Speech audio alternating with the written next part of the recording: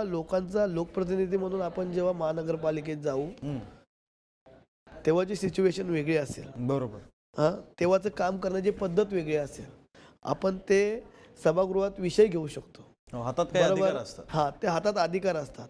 आपण हाय अथॉरिटीला पण बोलू शकतो की बाबा हे का नाही झालं, अजून हे झालंच पाहिजे.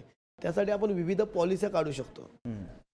प्रशासनाला हाताशी घेऊन, वॉर्ड ऑफिसरांना हाताशी घेऊन, त्यांच्याकडनं नसेल DMCना हाताशी घेऊन, AMCना हाताशी घेऊन, कमिशनर साहेबांना हाताशी घेऊन एक सर्क्युलर काढू शकतो, पॉलिसी करू शकतो. आणि आपलं ध्येय एकच आहे, सर्वसामान्य लोकांना न्याय भेटणं.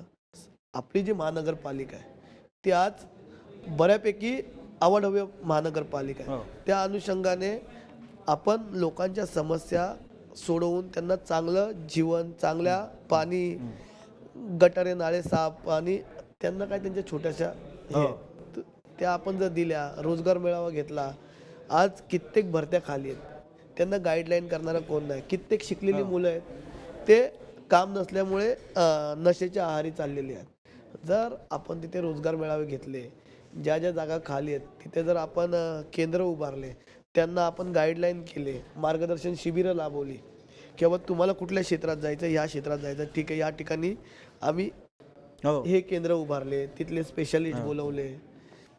तसं आता समजा आपण शासकीय ह्याच्यात आपण कामं दिली, त्यानंतर आरोग्य आहे, कित्येक भरत्या कार्य आहेत. त्या अनुषंगाने जे जे जसं जसं शिकलेले आहेत त्या अनुषंगाने त्यांना तिथे जर आपण ॲडजस्ट केलं तर त्यांच्या हाताला काम भेटेल. ते जे त्या नशेकडे चाललेले आहेत तर ते त्यांचं सोडवता येईल. लोकांचा आरोग्याचा विषय ते RMCचा रस्ता चेंज करून टाकू, नाहीतर RMC शिफ्ट करून टाकू.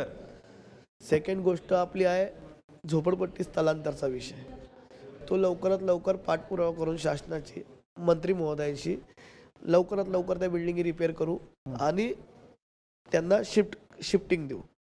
तिसरी गोष्ट रस्ते, चौथी गोष्ट पाणी आणि गटारे नाळे साफ करण्याचे. आणि आता झालं स्मशानभूमीचं, तुम्हाला मगाशी बोललो तिथं पाणी भरतं, ते पण आता ते पण झालं आहे. आता त्याचं टेंडरिंग होईल आणि त्याचं पण काम चालू होईल. त्यानंतर राहिला 1 ते 17 बिल्डिंगी क्लस्टर वाडे एस्टेटच्या, त्या डेव्हलपमेंट करू. आणि 5वी गोष्ट SRAच्या माध्यमातून झोपडपट्टी मुक्त प्रभाग अशी माझी जी संकल्पना आहे ती संकल्पना घेऊन आम्ही प्रशासनाच्या दारी पाठपुरावा करून मार्गी लावण्याचा प्रयत्न करू.